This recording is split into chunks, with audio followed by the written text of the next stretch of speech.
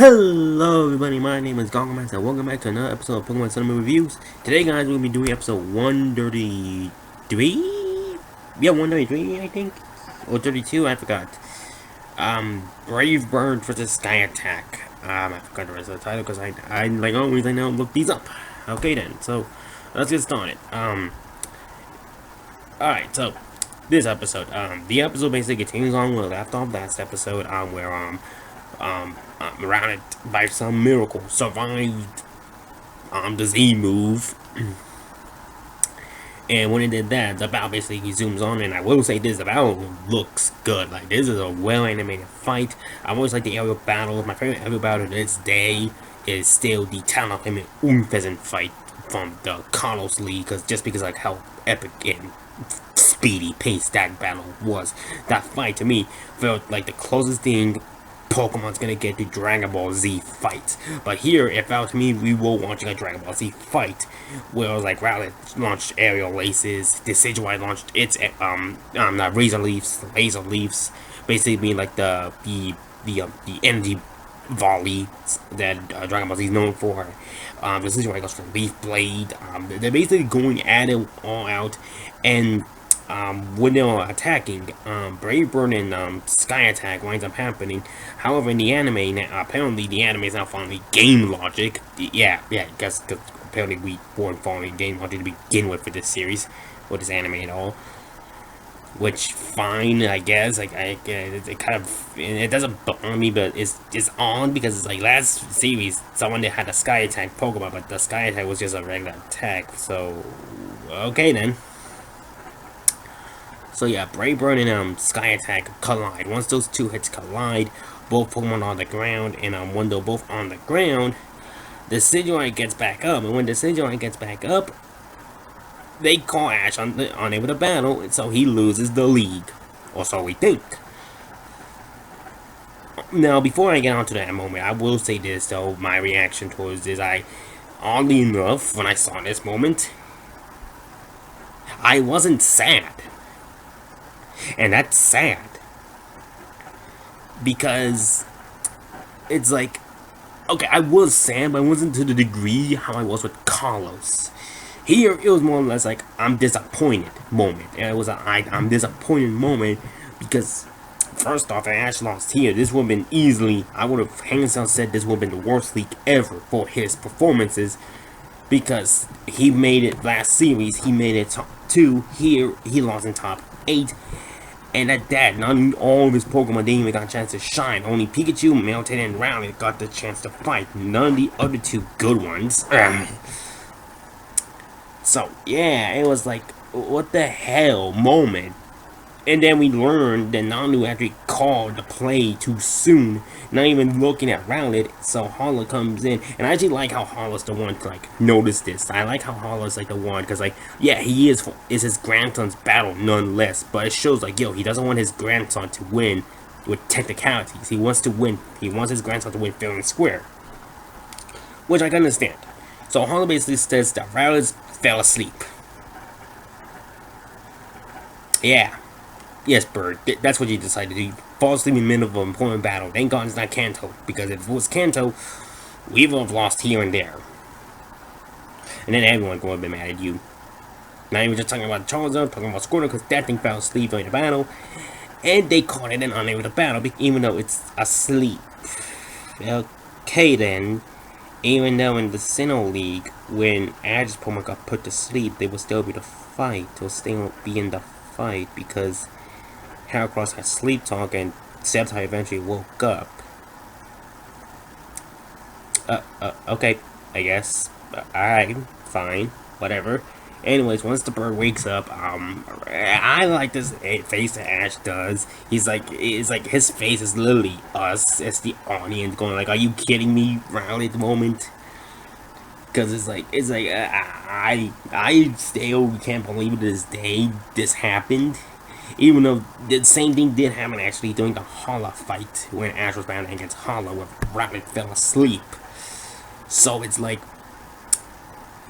let's not use Rowlet anymore, because this thing's gonna fall asleep anytime. It may fall asleep during an important battle. It actually did. So it's like, let's not use Rowlet anymore. for the rest of this league. Let this thing sleep all day and night, and let's let the others shine. Okay, but anyways, the boundaries resumes on though, and I do like the choice of musics they use. I know they used the Reggie theme. Many people like the Totem theme. Me personally, though, I think it's an okay song. Like, it's an okay song, not my favorite song, but it's not the worst song. I think a lot of people just praise a little bit too much, though, in my opinion. And some X and Y music was actually used, oddly enough, which I find kind of weird how they're using X and Y music, because it's like, yeah, it's not, don't get me wrong, I do, X-Y and XYZ is my favorite series, and I do love the soundtrack, but it's like, come on guys, let's use some of the other themes from Sun and Moon. Like, I'm pretty sure they'll probably use Champion theme when we get to the final fight, probably, because that theme is like a final fight song, obviously, because it's the Champion theme, obviously. But it's like, I wouldn't mind hearing the Elite Forward theme from Sun and Moon in the anime version. I think we did we? I don't remember. But anyways, those two keep on fighting. Riley tries to use Feather Dance because it got caught by Spirit Shackle. So it's like the idea is like this: Spirit Shackle catches Riley, and Sky Attack is supposed to end it off. But Ash has strategies to use Feather Dance to lower down the attack, so that way the attack won't be that major of damage. So what ends up happening is that Riley is trying his best to basically free itself from the Spirit Shackle.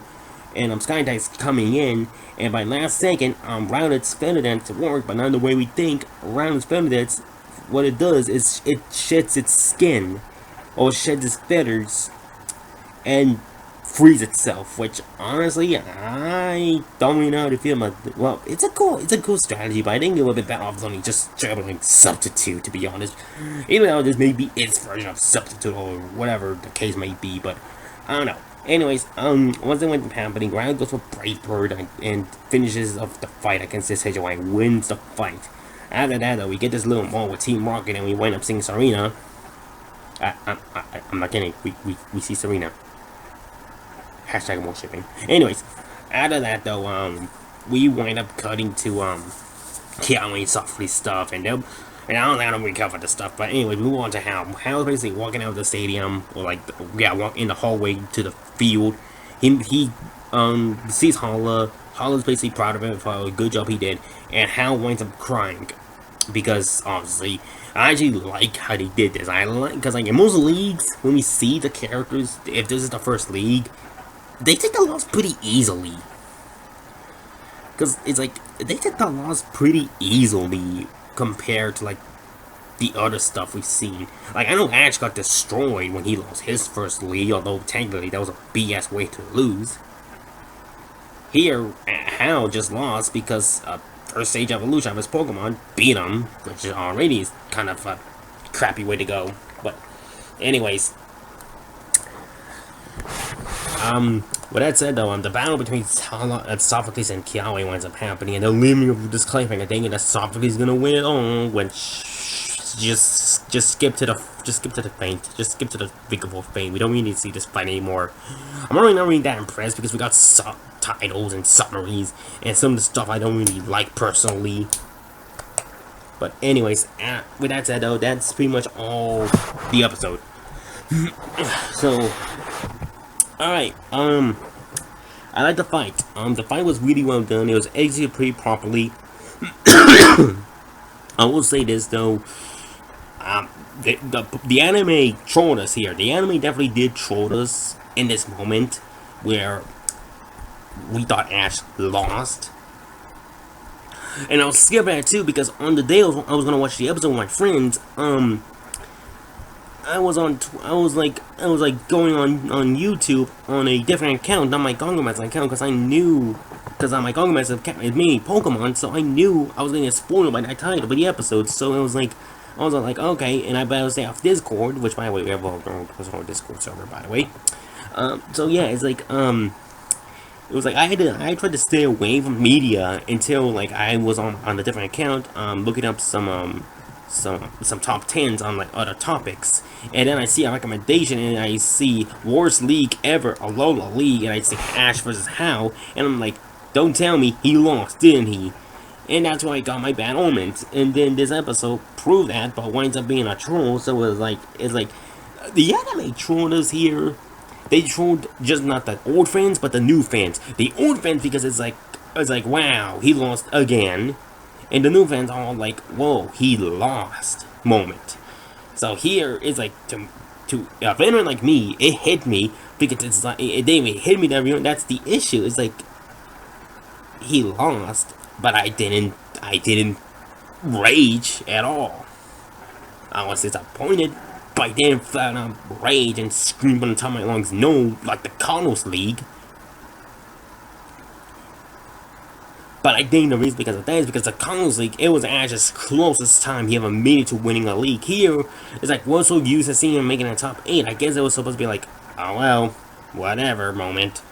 So I will give praise for them for trolling us, although this does bring bad signs for things to come though, if they play their cards right. Like if they played their cards right, this was a nice troll on us. If they played their cards wrong, well, Alola might be the worst league ever. But another thing I did like, I liked the fight. The music was pretty well done, and Brown's way of using veterans was pretty cool. I will say this though. Alright, now for the other thing, Hal crying. I never found anything. Because they try their best with Hal with the minimal time they have with Hal. But the issue with this though is that they didn't properly develop him enough where in X, Y, and Z, Shota cried, but his reason for crying was a different reason. His reason to cry was because he wanted to keep on fighting with Ash. That's his whole reason why he cried. Here, Hal is crying because he lost it, which yeah, I understand that. Like it's all like I'm not saying like oh for being a baby, obviously, even though I made a Twitter post, but that was a joke. But yeah, and, like, I do like how Hal's like showing off how like yo, if this is your first league, you are gonna feel upset. You're gonna feel destroyed for losing in the biggest moment in your life. So yeah, I'll give props to Hal, but overall, like I didn't really felt much for Hal for real, and that's only because the anime didn't really build him up for real since the beginning. But yeah, with that said though, the next episode is obviously like the battle between Guzma and Lana, which god damn, look at this one, god damn. So yeah, guys, let me know what you guys think of this episode. I really don't have much more to say other than subscribe if you're new. If you enjoyed the video, leave a like. We have a Discord server actually, and I'm pretty active in there. Me along with Trey and some other of our friends, we're kind of active there. Although me and Trey are like the main ones who are pretty much on there 24/7 kinda. The all modes we're not there, but modes we are there. So yeah. I'll leave the link on that in the description and also leave it on the comment section down below. So with that said guys, thank you for watching and I'll see you when I see you.